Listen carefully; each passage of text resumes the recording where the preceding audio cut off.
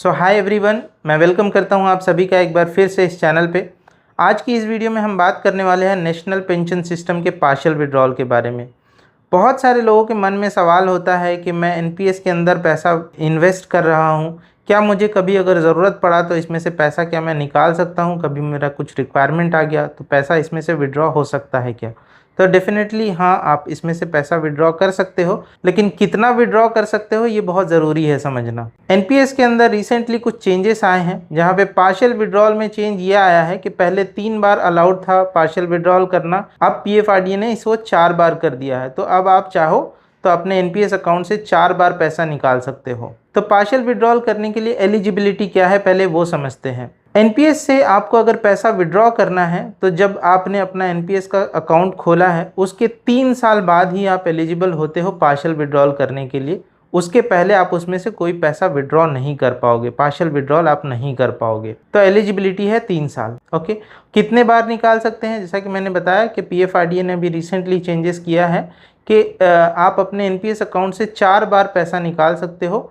25% of your own contribution. 25% of your own contribution जब मैं कह रहा हूँ तो जो आपने कॉन्ट्रीब्यूशन किया है उसका 25% आप पैसा विड्रॉ कर लोगे।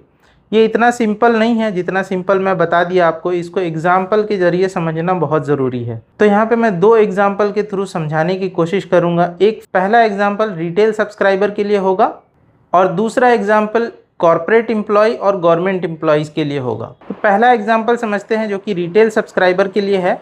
मान लेते हैं कि आपने अपने अकाउंट में 10 लाख रुपए इन्वेस्ट किए हो और वो ग्रो होके 15 लाख रुपीज़ हो चुका है, मतलब total corpus value 15 lakh rupees है। अब आप विड्रॉल करने आते हो। विड्रॉल रिक्वेस्ट जब आप प्लेस करोगे तो आप सिर्फ एलिजिबल होगे अपने खुद के कंट्रीब्यूशन का, यानी जो आपने 10 लाख रुपए इन्वेस्ट किए हैं उसका 25% विड्रॉ करने के लिए, ना कि जो मार्केट से आपको रिटर्न आया है 5 लाख रुपए, जो अप्रिशिएशन हुआ है इसमें, जो 15 लाख रुपए हो उस पर आप नहीं निकाल पाओगे। आप सिर्फ 10 लाख रुपए पे 25% निकाल पाओगे पार्शियल विड्रॉल के तौर पे। तो आप समझ गए कि 10 लाख में से 2.5 लाख रुपीज़ निकलेगा। अब आता है दूसरे अटेम्प्ट की बारी, क्योंकि 4 बार अलाउड है। सेकेंड अटेम्प्ट जब आप करने जाओगे तो सिस्टम आपको रिस्ट्रिक्ट करेगा अगर आपने कुछ फ्रेश इन्वेस्टमेंट नहीं किया है तो, क्योंकि जो पहला विड्रॉल हो चुका है आपका 10 लाख रुपए में से आपने 2.5 लाख रुपया निकाल लिया है, अब 7.5 लाख रुपया बचा हुआ है।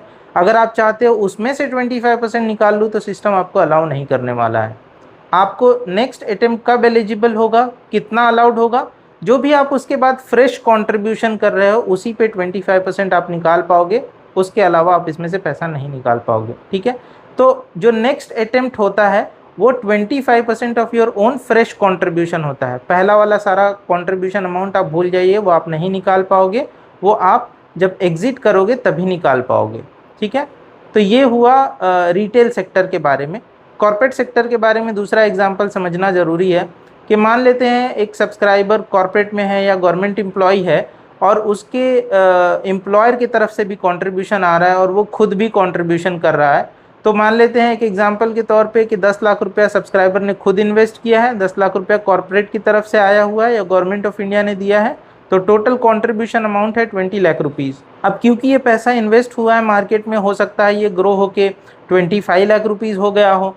तो ऐसे केस में जब आप विड्रॉल करने जाओगे तो आप अपने एम्प्लॉयर की तरफ से जो पैसा आया है और जो मार्केट ने रिटर्न दिया है उसको टच नहीं कर सकते। तो इस केस में भी क्योंकि आपका कंट्रीब्यूशन सिर्फ 10 लाख रुपए है, अपने तरफ से आपने 10 लाख रुपए इन्वेस्ट किया है, उसका 25% आप निकाल पाओगे, यानी 2.5 लाख रुपये आप निकाल पाओगे।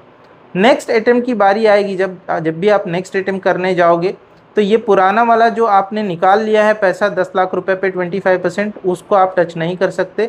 जो भी फ्रेश इन्वेस्टमेंट आपका होगा, जैसे कि मान लेते हैं कि 1 लाख रुपया और आपने बाद में इन्वेस्ट किया खुद की तरफ से, कॉर्पोरेट की तरफ से नहीं, खुद की तरफ से आपने 1 लाख रुपया और इन्वेस्ट किया है, तो नेक्स्ट अटेम्प्ट में 1 लाख रुपए का 25% आप विड्रॉ कर पाओगे, यानी 25,000 रुपये, 25% ऑफ योर फ्रेश कॉन्ट्रीब्यूशन वो आप निकाल पाओगे। ठीक है, तो इस तरीके से पार्शियल विड्रॉल वर्क करता है। जो नेक्स्ट अटेम्प्ट होता है, चाहे वो रिटेल सेक्टर हो या कॉर्पोरेट सेक्टर हो, वो फ्रेश कंट्रीब्यूशन पे ही अलाउड होता है। पिछला वाला जो कॉर्पस था या पिछला वाला जो खुद का कंट्रीब्यूशन था उसका 25% आप नहीं निकाल सकते, सिर्फ फ्रेश कंट्रीब्यूशन पे ही 25% आप विड्रॉ कर पाओगे। और ऐसे करके आप टोटल 4 बार पूरे लाइफ साइकिल में पार्शियल विड्रॉल कर पाते हो। तो ये बहुत ज़रूरी था समझना बहुत सारे लोग ऐसा समझते हैं कि 10 लाख रुपये मैंने इन्वेस्ट किया है, अभी 25% मैं निकाल लिया, 2.5 लाख रुपया निकल गया मेरा, और अब मेरा बचा है 7.5 लाख रुपीज़, तो इस पर भी मैं 25% निकाल लूँ। तो ऐसा नहीं होता है, रूल ऐसा नहीं है। PFRDA ने जो विड्रॉल का रूल है वो थोड़ा स्ट्रिक्ट रखा है, बिकॉज ये प्रोडक्ट बनाया गया है आपके रिटायरमेंट प्लानिंग के लिए, ना कि बीच बीच में आपको विड्रॉल करने की ज़रूरत हो, आप उसमें से पैसा विड्रॉ करके खर्च कर लो, तो फिर आपका रिटायरमेंट प्लानिंग होगा नहीं। अब कोई पर्सन ये चाहता है कि नहीं, मुझे ऐसा कोई रिस्ट्रिक्शन नहीं चाहिए, मुझे चाहिए कि जब भी मैं पैसा विड्रॉ करना चाहूँ मेरा पैसा मेरे अकाउंट में आ जाना चाहिए। उसके लिए PFRDA ने अलग से एक टीयर टाइप आपको दिया हुआ है, जो कि टीयर 2 अकाउंट कहते हैं। तो टीयर 2 अकाउंट में आप पैसा इन्वेस्ट करके कभी भी चाहो तो उसमें से पैसा विड्रॉ कर सकते हो। टीयर 2 के लिए मैं एक अलग से वीडियो बनाऊंगा, जिसमें क्या क्या बेनिफिट आपको मिलना है वो सारा डिस्कस करेंगे। इस वीडियो का मेन पर्पस ये था कि मैं आपको पार्शियल विड्रॉल के बारे में पूरा इन्फॉर्मेशन दे सकूं। मुझे उम्मीद है कि मैंने पूरा पार्शियल विड्रॉल के बारे में क्लियर आपको आइडिया दे दिया है। अगर आपका फिर भी कोई सवाल रह गया है तो कमेंट बॉक्स में ज़रूर लिखिएगा, मैं आपको आंसर देने की कोशिश करूँगा। अगर आपको इन्फॉर्मेशन हेल्पफुल लगी हो तो वीडियो को लाइक कर दीजिएगा, चैनल को सब्सक्राइब कर दीजिएगा, क्योंकि इस चैनल पे NPS के बारे में बहुत सारे इन्फॉर्मेशन धीरे धीरे अपलोड हो रहे हैं, और जो भी नए चेंजेस PFRDA इस प्रोडक्ट के अंदर ला रहा है वो भी मैं कवर कर रहा हूँ, ताकि आप अपडेटेड रहो।